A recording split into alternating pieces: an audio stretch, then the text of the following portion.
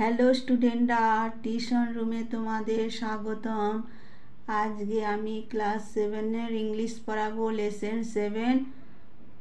এখানকার অ্যাক্টিভিটি 1 থেকে 9 অবধি তোমাদের পড়াবো। এই ভিডিওটা তোমরা প্রথম থেকে শেষ পর্যন্ত দেখবে, নাহলে ইম্পর্টেন্ট প্রশ্নগুলো মিস করে যাবে। এই ধরনের ভিডিও পাওয়ার জন্য তোমরা চ্যানেলটিকে সাবস্ক্রাইব করে রাখো, শেয়ার করে দাও যাতে তোমাদের বন্ধুরা দেখার সুযোগ পায়, আর একটা লাইক দিতে ভুলবে না। দেখো activity 1, choose the correct answer from the given alternatives. বিকল্পগুলি থেকে সঠিক উত্তরটা বেছে নাও। Fathers wolf wake up at 6 o'clock, 7 o'clock, 8 o'clock। তিনটে অপশান আছে। ফাদার উলফ উঠতেন কটার সময়? 7 o'clock। তারপর দেখো, Tabaqui was the name of a jackal, wolf না টাইগার? হবে জ্যাকেল। তারপর দেখো, on that night the tiger had hunted a man, black buck, হবে ম্যান। এবার দেখো activity 2, identify which of the following statements are true and which are false. Give a supporting statements for each of your answer. কোন বাক্যটি সত্য আর কোন বাক্যটি মিথ্যা নির্ণয় করতে হবে, আর উত্তরের সমর্থনে একটি বাক্য লিখতে হবে। Father Wolf wake up early in the morning. বলেছে যে ফাদার উলফ খুব সকালে, বাবা নেংরেটি খুব সকালে ওঠে? খুব সকালে ওঠে না, তাহলে এটা হবে ফলস। তাহলে সাপোর্টিং স্টেটমেন্ট কী হবে? It was 7 o'clock when father wolf wake up from his day's rest. সন্ধ্যে 7টায় বাবা নেংড়ে দিনের বিশ্রাম সেরে উঠল। Indian wolves do not like jackals for their mischievous nature. ভারতীয় নেগড়েরা খ্যাঁকশিয়ালদের অবজ্ঞা করত তাদের অমঙ্গলজনক স্বভাবের জন্য। কথাটা ঠিক, ট্রু লিখবে। এবার সাপোর্টিং স্টেটমেন্ট কী হবে? The wolves of India despise Tabaqui because he runs about making mischief. ভারতীয় নেগড়েরা তাবাকুইকে অবজ্ঞা করত কারণ সে অমঙ্গল করার জন্য দৌড়াতো। তাবাকু did not find any food at the waves den. তাবাকু নেগড়ের গুহায় কোনো খাবার পেল না? খাবার পেয়েছিল, তাহলে এটা হবে ফলস। সাপোর্টিং স্টেটমেন্ট দেখো, হি scuttled to the back of the cave where he found the bone of a buck with some meat on it. সে দ্রুতবারে গুহার পেছনে ছুটে গিয়েছিল এবং সেখানে সে অল্প মাংস লাগানো হরিণের হাড় খুঁজে পেয়েছিল। The wolf family was not at all pleased to hear the compliments. নেগড়ে পরিবার তার সুখ্যাতিতে খুশি ছিল না। কথাটা ঠিক, তাহলে হবে ট্রু। সাপোর্টিং দেখো, it pleased him to see mother and father would look uncomfortable.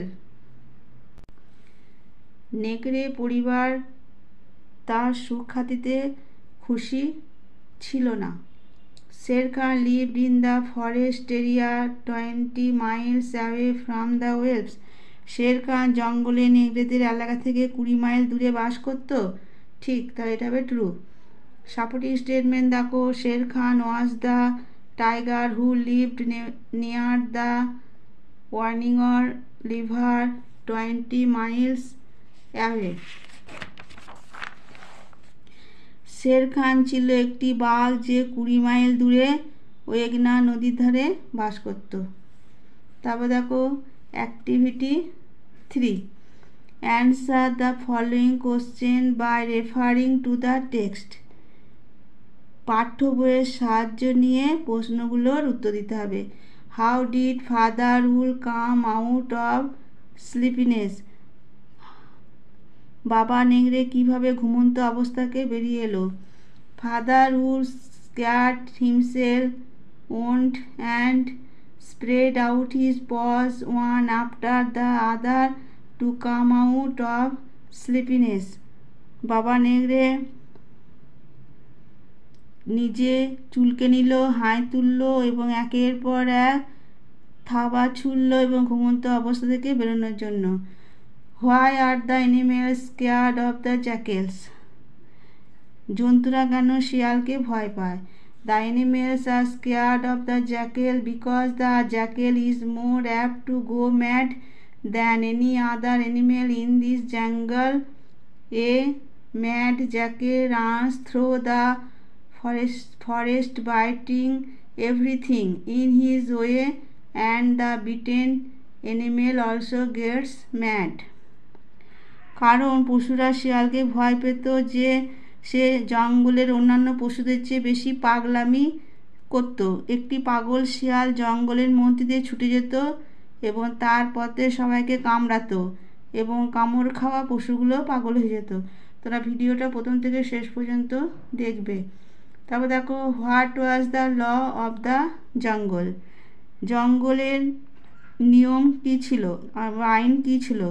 উত্তর দেখো, the law of the jungle was that no animal could change his quarter without due warning.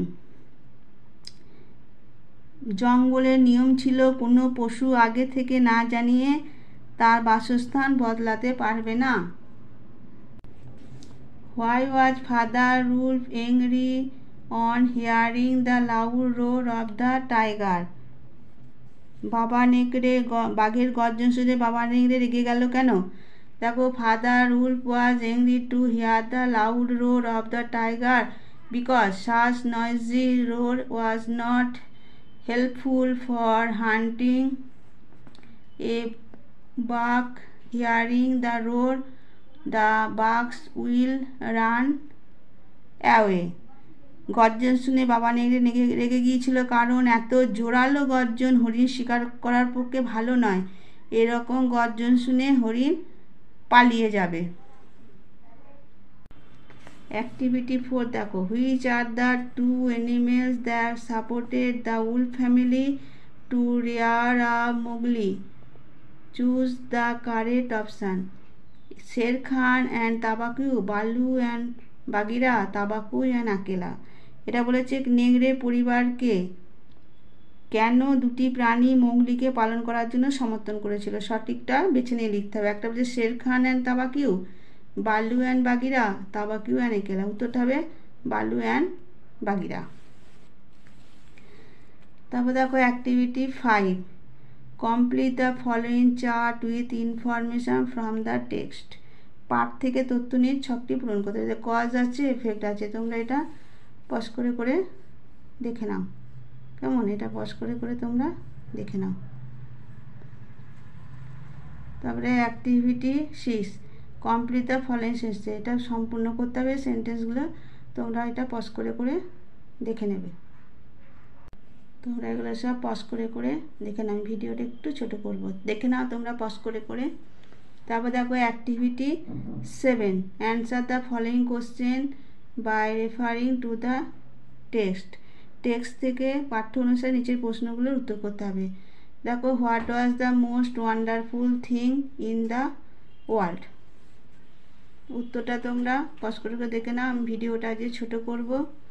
তারপর দেখো, describe the brown baby has he come show the wolf's den. তোমরা উত্তরগুলো দেখে নাও। তারপর দেখো, where were the prints of the man cub. তোমরা উত্তরগুলো একটু দেখে নেবে, আমি ভিডিওটা আজকে ছোট করব আর বাড়াবো না। Why did Shere Khan come to the den of the wolves. তোমরা উত্তরগুলো একটু দেখে নাও। তারপর দেখো, হু ওয়াজ একেলা, গিভ এ ডেসক্রিপশন অফ একেলা। তোমরা উত্তরটা দেখে নাও। তারপর দেখো, what do you think Akela wanted the man cub to be in the wolf family. তোমরা উত্তরটা দেখে নাও। Activity 9, read unit I and 2 and identify the words used in the text whose meanings are given below. এখানে যে সেন্টেন্সটা দেওয়া আছে তার সঙ্গে টেক্সটের সঙ্গে অর্থপূর্ণ বার করতে হবে। যেমন দেখো, বেবি অফ উলফস, নেগড়ের বাচ্চা হবে কাপস। ডোর অ্যাওয়ে মানে চৌকাটের নিচের অংশ। Threshold, desert to hurt. তারপরে হবে ডেসপাইজ, অশ্রদ্ধা। Speaking in a way that is difficult to hear মানে বিড়বিড় করা, এটা হবে মাম্বলিং বা ম্যাটারিং। এই ছিল তোমাদের এই চ্যাপ্টারে 1 থেকে 9 অ্যাক্টিভিটি তোমাদের দিলাম।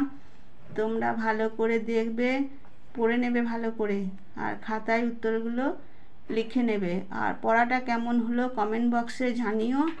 আর এই ধরনের নতুন নতুন ভিডিও পাওয়ার জন্য তোমরা চ্যানেলটিকে সাবস্ক্রাইব করে রাখো, শেয়ার করে দাও যাতে তোমাদের বন্ধুরা দেখার সুযোগ পায়, আর একটা লাইক দিতে ভুলবে না। ঠিক আছে, আজকে আমার ভিডিওটা এখানে শেষ করলাম।